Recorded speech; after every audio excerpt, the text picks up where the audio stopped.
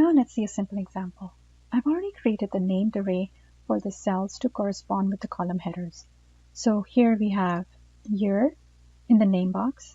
We have total revenue, cost of revenue, SGAs, R&D, and other operating items. As part of index, this is what I want to do. I want to be able to pull for this particular ticker symbol the appropriate total revenue, cost of revenue, SGA, R&D, and other operating items for year one.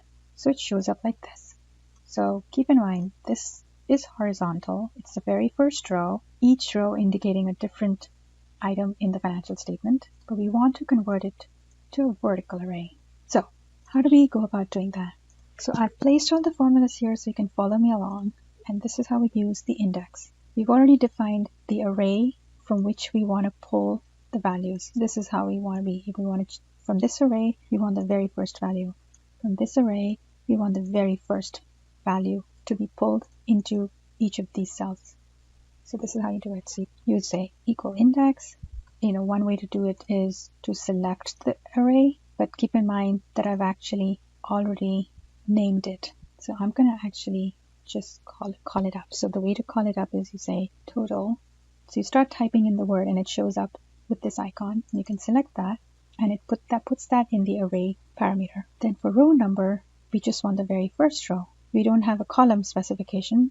So because it's one array, so we'll just say 1 for the row number and we close the bracket.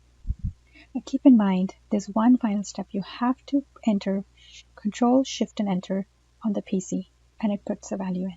I repeat the same for the rest of the cells. If I start typing COGS of revenue, 1, and I press Control, Shift, Enter, and I believe it's the same on the Mac.